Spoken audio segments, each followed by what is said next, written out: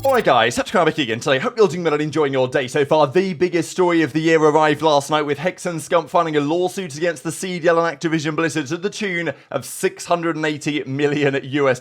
This is not a small deal by any means, with mega implications for the future of COD esports and also just for esports as a whole. Do they have a case? Can they win the case? What are the implications going to be here for the community? Very much into your thoughts in the comments below. Hit the like button if you enjoy. Subscribe if you're new as always, I greatly appreciate it. Today was kind of wild because usually I wake up and, just roll out of bed, it is what it is. For some reason today, I just had a feeling that something had happened and I went to grab my phone from the other room, which I'll leave it there. I don't usually do that. And I was just scrolling through and I was like, okay, what's going on here? This Rodriguez versus Activision, I kind of saw go up and I was like, who the hell is this Rodriguez guy? Because I just woken up and I was like, oh my god, that's HECZ, what has happened? And, well, we had to read through the whole thing. This is where things began last night here. Cecilia D'Anastasio reporting from Bloomberg that this is a done deal. Hector Rodriguez, of course, HECZ and Scump, just filed a suit alleging Activision has an unlawful 100% monopoly over its Call of Duty League. This is the key point here that's worthy in question, because there will be, as we'll discuss in the coming minutes, lots of things that Activision have done that you can argue are outrageous, but at the end of the day, the teams signed a contract saying those things were okay. So the argument really is that they were coerced into signing this deal given the circumstances around the league. Now, the number that's being attached to this, I haven't actually seen it in any of the documents, but everyone seems to be reporting it, so I'm just gonna go with it. $680 million. Now, is there any parallel universe in which HECZ and Scump actually get the $680 million? Highly unlikely. A settlement might happen, or Activision will bring out the absolute Avengers in their lawyer department, which I'm sure they will, and we'll see where it goes. I mean, this is just such a mega story. There's so much to dive into here. So these are the couple of screenshots that were initially floating around. Wielding its unlawful monopoly power as a virtual nuclear weapon, Activision coerced 12 teams to pay Activision a $27.5 million, and we thought it was $25 million, so this $300 million league is actually more like what would that be? $330 million league entry fee for the privilege of being one of the 12 teams allowed to participate in the Activision COD League, and then give Activision an unconditional 50% share of the revenue the team generated from ticket sales, sponsorships. It's pretty outrageous what these teams agree to. Let's not forget, right? People signed this deal. But of course, the argument is that Activision coerced the teams to do so for various reasons. That is insane, by the way, that Activision would take 50% of all the revenue from any ticket sales, sponsorships the teams come up with. They then go on to say how, they ceded the right to Activision to contract the most lucrative professional Call of Duty sponsors and all these other things, and they would get all the benefits from it. Of course, they talk about YouTube and Twitch and all these other deals that were done, because Activision, Bobby Kotick, as Crim6 has said before, I don't know what pitch deck they showed these boys that were signing the money away, but it must have been legendary, because the stuff that they agreed to is simply mind-blowing stuff. But the argument is that really these owners had no other choice, or at least HECZ and Scump, or let's say HECZ, for example, had no other choice. Now, it is worthy of note. Initially, the reporting was that this was from multiple teams. So actually, it says here that along with other CDL owners had filed a suit, which would be very interesting. That is, however, not the case. It's only HECZ and Scump for now. That may change. I must say I'm surprised. I thought this day was inevitable. I thought the day when the CDL and Activision were getting sued because they promised the world, and therefore, in order to give you the world, they said you've got to sign all these terms.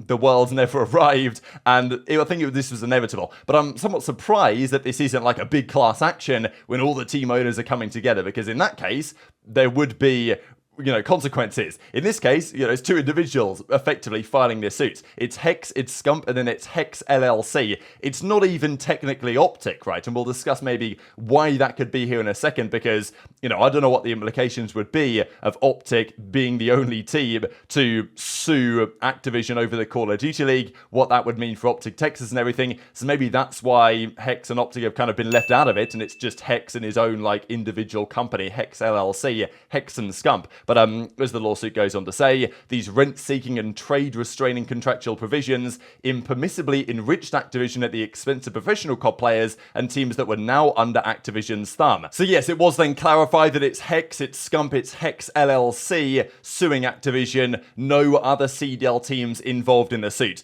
These are various other things as well from the suit, and we'll dive into kind of some of the more detail on this here in a second, but these are just a few of the highlights really. The suit says that HECZ initially sold OpTic to Infinite for $20 million back in 2017. He then reacquired the brand, but Activision said that he needed investors to back his spot in the league, which is why the whole OpTic Envy merger then happened. So HECZ definitely feels, and for good reason, hard done by the way that this has gone. I guess one of the big questions the community is having here is that, okay, is this being done for the betterment of the community, or is this being done because there's potentially a big payday on offer here, right? This is another outrageous one as well, where Activision, I think I'd actually heard about this, but Activision signed the COD League streaming rights with YouTube and Google because Google offered Activision price discount deals on using Google Cloud. So that's one of the reasons why we're over there on YouTube, is because YouTube were like, hey, well, you know, if you want it, we'll give you this money, but also, you know, we'll also give you some discounts on other things as well. So it's actually benefiting Activision way more than it benefited the Call of Duty League teams, which probably isn't a massive surprise at all. Now, just to keep in mind, Activision is Activision, but Microsoft now own it, and in due course,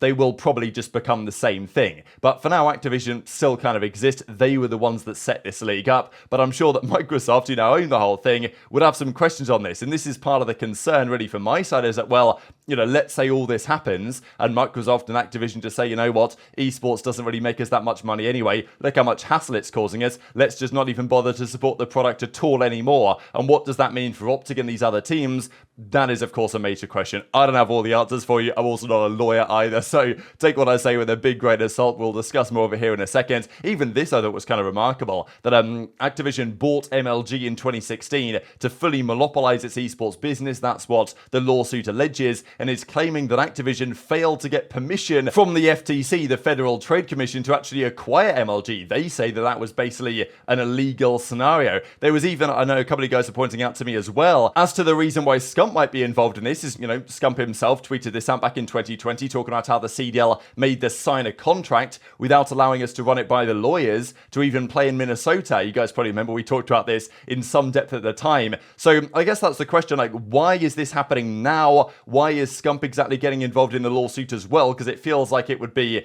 HECZ's grievance really in some part. Now, of course, from the Scump side, it's interesting, right? Because, you know, Scump and OpTic were making a killing last year on the Twitch watch parties. That's now no longer a thing. It's gone to YouTube. It's much more difficult to monetize that. So, you know, to some degree, that revenue source has dried up, and then bang, the lawsuit arrives. As I say, I'm not surprised the lawsuit is here. What I am surprised at is that these other CDL teams are not necessarily getting involved. There's a little bit more to say on that in a second. These are the key takeaways. HECZ sold a majority interest in OpTic to Legacy, which is Infinite, back in 2017 for $20 million. To buy a spot, he had to prove that he had $3 million in capital and could obtain a $10 million line of credit, which, you know, is interesting in and of itself. And then the lawsuit says that effectively, you know, HECZ's hand was forced on this, resulting in the Envy acquisition and Envy owning 92.5% of OpTic, which is pretty remarkable. I don't know what HyDra thinks about this. I don't know where HyDra even is, because we haven't really heard from him, unfortunately, on this subject, or any subject really, in quite some time. These are some further takeaways. Scump HECZ and an LLC registered to HECZ are the only plaintiffs, right? So the lawsuit here clearly alleging that, you know, really it was HECZ that was coerced into signing these things, but of course that also applies as well to the other teams, and that's why the other teams have been brought into this case, not however as plaintiffs in like a class action suit, but actually named as, well, what comes under the title of co-conspirators. Now, not co-conspirators that necessarily were involved in making this happen from the Activision side of the table, but you know, that's what it says. Co-conspirators of Activision in perpetuating an unlawful monopoly. Now, there's been some debate on exactly why this is the case. I know that this is Benjay and Asim who are on the Reddit discussing this, and you know, he says, like, Reddit lawyers of the world, so, you know, I'm sure you guys know more on this than I do, but the theory might be that they're doing this, they're bringing the other teams into the case as parties to the lawsuit, not because they're necessarily responsible or that they've agreed to, you know, kind of back it from HECZ's side and Scump's side, but mainly just to get their point across on the matter, I suppose. You know, I'm a little bit surprised the other teams haven't jumped on the bandwagon here, but to my understanding, some of these teams are pretty satisfied to some extent with how it's going. Like, Vegas, they're making a bit of change. They don't spend any money, and Vegas are making a bit of cheddar because of the YouTube deal, and they get money back their way. So, and organizations like that are not going to put up the money to fund the lawyers to get this lawsuit to happen. I don't think. It just seems to be the way that it goes. Unless they really seem that they can gain some benefit back. But those organizations might think, you know what, we're going up against the might of Activision, Blizzard, and Microsoft in their legal department. It ain't going to end well. And maybe they're right to think that. But I guess the way that this is being structured is to kind of, you know, bring in those parties in some respect so they can maybe get their points across, or whether like Nadeshot sees this and decides, you know what, Hex, like Scump, I'm going in, and you know, can also become a plaintiff in the discussion. So, you know, the suit claims that Activision takes 50% of the CDL revenue. We saw that. The remaining 50% is redistributed evenly between the 12 CDL teams. Cost of a spot we mentioned. In 2021, Hex tried to buy the OGLA spot but was denied. This spot was eventually sold to 100 Thieves, of course, rebranded as LA Thieves. Actually, this is an update on the money. So I think we'd heard 680 million. Apparently, it's more like 100 million from Hex, 20 million from Scump. But, you know, regardless, it's big numbers, and it's big numbers that Activision most certainly don't want to be paying. So Monopoly is referenced 66 times, and you know, the crux of the lawsuit, as we have mentioned, Activision exercising unlawful monopoly power over competitive Call of Duty in a way that harmed both of them, costing them both millions of dollars in economic harm and lost opportunities. That is the crux of the suit on this one. Now, there's been lots of debate as to exactly, you know, where this is really coming from and whether they really have a case at all. I think the feeling probably from Hex's side is that obviously himself and Scump and others in the community built up competitive COD over years, and there was an interesting debate here actually here on Twitter between Jakob Toft-Sanderson as well here of 100 Thieves really discussing this, and kind of he made an interesting statement here that you guys might not agree with, but his point was that, let's say in, for example, Lego, you're, you know, competing in Legos, you're building and monetizing a league around it like they did effectively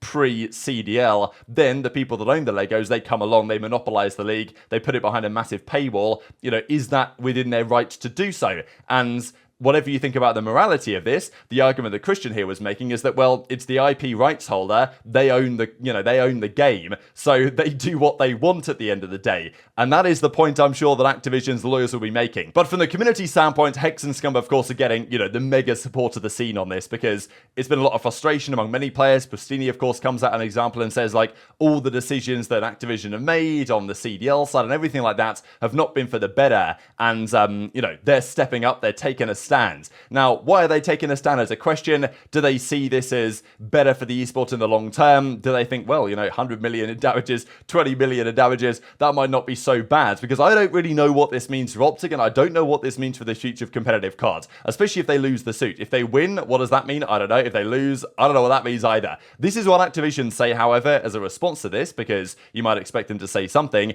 Mr. Rodriguez, aka Hex, and Mr. Abner, aka Scump, demanded that Activision pay them tens of millions of dollars to avoid this meritless litigation. And when their demands were not met, they filed the suit, right? So I guess they were asking behind the scenes, hey, you know, we're gonna sue you guys if you don't pay us off. And Activision were like, no, we ain't doing that. So they filed the suit. We will strongly defend against these claims, which have no basis in fact or in law. We are disappointed that these members of the esports community would bring this suit, which is disruptive to team owners, players, fans, and partners who invested so much time and energy into the Call of Duty League's success, they say, which is, you know, and maybe, you know, maybe the Activision lawyers are right on this one. I guess we'll see over time. But the fact that they're calling this lawsuit disruptive, when really it's been the Call of Duty League that was inherently and immensely disruptive to the way that Call of Duty esports was trending, and then to say that it's had success, even to call it successful, I thought was kind of funny in of itself. So that's what they say on the matter. So the big question really is, do Hex and Scump have a case on this one? Will the other teams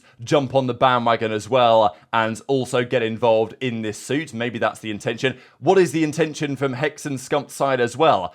Are they trying to use this as a way to get out of the CDL contract, you know, to effectively bring the CDL to an end? Now, the CDL might have been coming to an end anyway over the next couple of years. It was my understanding that the CDL was set to continue for at least next season.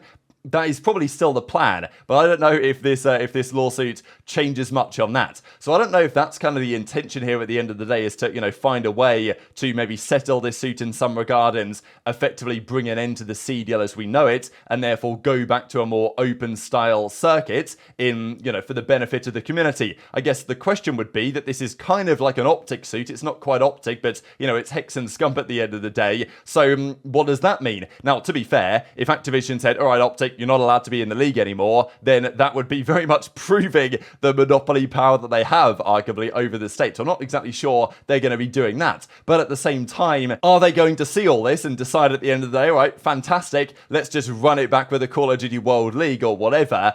Seems somewhat doubtful, right? I mean, they've seen all this drama happening, they're getting sued for all these millions of dollars, and then, after all this happens, OpTic, I mean, what's HECZ and Scump expecting, right? The lawsuit ends, the CDL comes to an end or something, and then Activision just say, all right, guys, yeah, off you go, use our IP to do whatever you want. There's an argument that out of spite or whatever, that's not going to be the case. So I don't know what this means for, the future of OpTic as well, because if HECZ and Scump win the suit or lose the suit, the outcome could still be negative in the sense that there might not be a Call of Duty League or Call of Duty Esports product for OpTic to compete in. And maybe that's fine if these guys have cashed out big time, but I don't know what that means for the future of any of this really. So that's a whole, another side of the story. But the feeling around this is that pretty much whatever happens, the CDL is toast at some point in the near term. But going about it in this manner kind of, raises more questions than it answers. And I don't know. I don't see many outcomes in which this ends especially well for all parties. That's just my initial kind of perspective on the matter, because look, maybe HECZ and Scump have a case, but you've got to understand that Activision Blizzard have the absolute army of lawyers that they have, and the same guys probably that just fought down the US government to make sure the merger went through. They can now come in and try and fight this case. I mean, it's going to be mental. It's exciting. I mean, I can't deny it's fascinating, but it does make me concerned that, the end of Call of Duty Esports as a product could well be nigh if Activision were to, win this case and then decide, all right, guys, you're not getting anywhere near our IP forevermore, which, maybe is possible. So I think this is a ballsy move for sure. And I think they're saying what a lot of us in the community believe. Whether it's the best approach for all parties, I just don't really know. And that's the question, right? That Attach is saying that, well, if the CDL's really coming to an end, if Call of Duty Esports ain't long for this world, then is there another alternative, right? And this is when XDefiant potentially comes along, and as Chris is in and says, right, COD pros after the Activision lawsuit, get ready to learn XDefiant, buddy, because maybe that's how things are going to go. And I always wonder about it as well from this channel's perspective as well. And I also don't know what happens with the watch party, because that's meant to be happening tonight. And I don't know if that's going to be run or if Activision are going to shut that down. I mean, it would be quite the thing to do, wouldn't it, to run the watch party tonight with all of this going on in the background. I'll definitely be tuning in, however, if it does go ahead. But, on this channel, we talk about competitive COD esports. If it comes to an end, what do we talk about? My feeling has always been that there'll always be a community around the players and the personalities involved. What those players and personalities go on to do next, I still think there'll be things to talk about, right? Even if whatever happens over the next 6 months, if this eventually ever comes to an end, and if, a lot of the guys go over to play XDefiant, then we'll go and talk about what the boys are doing over there. Because I think it's more about this channel, the community around the competitive COD space, rather than necessarily the Call of Duty League itself. That's always been my perception, but very much intrigued to your thoughts in the comment section below. We do actually have some matches this weekend. I know that Ronnie was joking around on Twitter as well that the real people that should be getting sued are the ones that designed the schedule for this time, because I can't lie, it's not great. There's only 2 games tonight. There's Miami versus Toronto, and then there's this big game between the Ravens and the New York Subliners. Rematch, of course, of losers round 1 at the Major. TJ, by the way, confirmed staying as a Raven. That's really no surprise. This is that kind of big, interesting game tonight between Ravens and the Subliners to see if New York can bounce back, to see if Ravens can maintain their positive form they showed